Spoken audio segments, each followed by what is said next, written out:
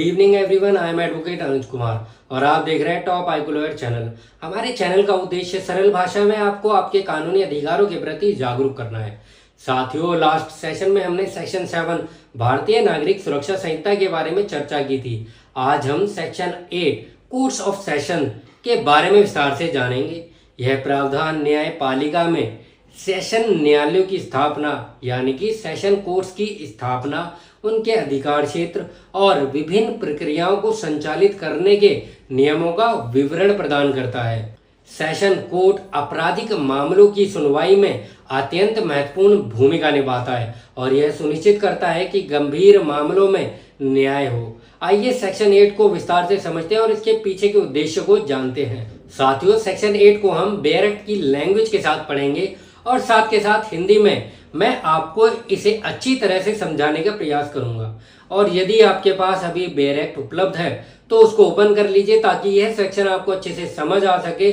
और अगर अभी आपके आसपास बेयर एक्ट नहीं है तो भी कोई इशू नहीं है, क्योंकि सेक्शन 8 की जो बेयर एक्ट की लैंग्वेज है वह स्क्रीन पर आपको साथ के साथ शो होती रहेगी। साथियों, section 8 talks about court of sessions and section 8 clause 1 कहता है कि राज्य सरकार हर सेशन डिवीजन में एक सेशन कोर्ट स्थापित करेगी।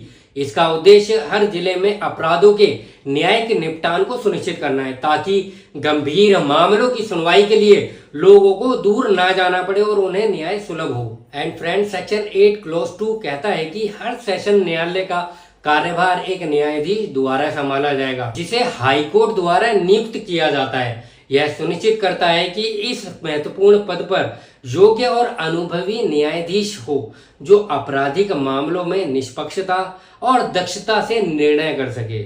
एंड फ्रेंड, सेक्शन 8 क्लॉज 3 यह कहता है कि हाईकोर्ट सेशन कोर्ट में अधिकार क्षेत्र का विस्तार करने के लिए अतिरिक्त सेशन जज की भी नियुक्ति कर सकता है। यह प्रावधान उन डिवीजन में उपयोगी है जहां मामलों की संख्या अधिक होती है और मुख्य सेशन जज के लिए सभी मामलों का निपटारा करना मुश्किल होता है। एंड फ्रेंड्स, क्लॉज 4 यह कहता है कि यदि आवश्यक हो तो हाई कोर्ट किसी सेशन जज को दूसरे डिवीजन का एडिशनल सेशन जज भी बना सकता है और वह हाई कोर्ट के निर्देशानुसार उस डिवीजन में बैठकर मामलों का निपटारा कर सकता है। इसका उद्देश्य न्यायिक संसाधनों का कुशलता से उपयोग करना है, विशेषकर तब जब किसी एक डिवीजन में जजेस की कमी हो। एंड फ्रेंड्स, सेक्शन 8 क्लॉज 5 यह कहता है कि यदि सेशन जज का पद खाली हो या वह अवेलेबल ना हो, वैकेट हो, तो हाई कोर्ट एक एडिशनल सेशन जज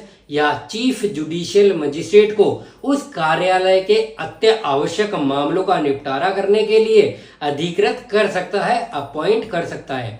इससे यह सुनिश्चित होता है कि न्यायिक कार्यों में कोई रुकावट ना आए और अत्य आवश्यक आवेदन पर समय पर सुनवाई हो सके।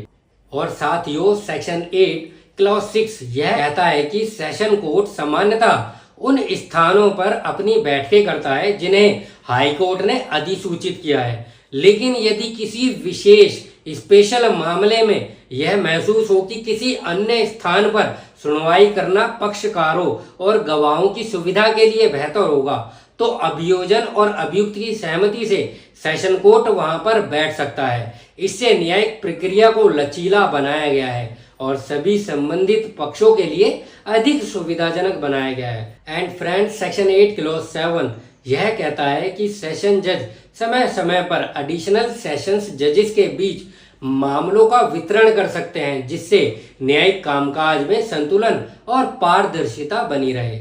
इससे कोर्ट्स के भीतर कार्यों का कुशलता से प्रबंधन संभव हो जाता है। एंड फ्रेंड्स, क्लॉज 8 यह कहता है कि यदि सेशन जज अनुपस्थित हो या किसी कारणवश कार्य करने में असमर्थ हो तो वह एक एडिशनल सेशन जज या चीफ जुडिशियल मजिस्ट्रेट को अत्य आवश्यक आवेदन के निपटारे के लिए अधिकृत कर सकते हैं। यह प्रावधान न्यायिक कार्य में रुकावट को रोकने के लिए है और हर परिस्थिति में लोगों को न्याय मिल सके इसका ध्यान रखता है। साथियों, इस सेक्शन को हम एक उदाहरण के माध्यम से समझने का प्रयास करते हैं। मान लीजिए फॉर एग्जांपल किसी जिले में एक गंभीर अपराध का मामला पेंडिंग है और अचानक सेशन जज किसी कारणवश अनुपस्थित हो जाते हैं, छुट्टी पर हैं किसी भी कारणवश। ऐसी स्थिति में एडिशनल सेशन जजेस को इस मामले की सुनवाई का अधिकार दिया जा सकता है। इससे मामले में देरी नहीं होती और आरोपी तथा शिकायतकर्ता को समय पर न्याय मिल सकता है। और इसके अलावा किसी दूर क्षेत्र में एक गंभीर अपराध के गवाहों को लाना कठिन हो सकता है, तो ऐसी स्थिति में यदि आवश्यक हो तो सेशन कोर्ट उस क्षेत्र में जाकर खुद से गवाहों की गवाही ले सकता है। आई होप आपको सेक्शन 8 अच्छे से समझ आ गया होगा। और साथियों, सेक्शन 8 का मुख्य उद्देश्य हर सेशन डिवीजन में एक सेशन कोर्ट की स्थापना करना है, जिससे न्यायिक प्रक्रियाओं का कुशलता से पालन हो सके। और यह सेक्शन कोर्ट की संरचना और कार्य प्रणाली को व्यवस्थित और कुशल बनाता है और हर परिस्थितियों में लोगों को शीघ्र और सुगम न्याय प्रदान करता है। साथियों, उम्मीद है कि इस जानकारी से आपको सेक्शन 8 कोर्ट ऑफ सेशन समझ आ गया होगा कि भारतीय नागरिक सुरक्षा संहिता में सेक्शन 8 एक संगठित और समर्पित न्याय प्रणाली का निर्माण करता है, जिससे भारतीय नागरिकों को समय पर और सुचारू रूप से न्याय प्राप्त हो सके।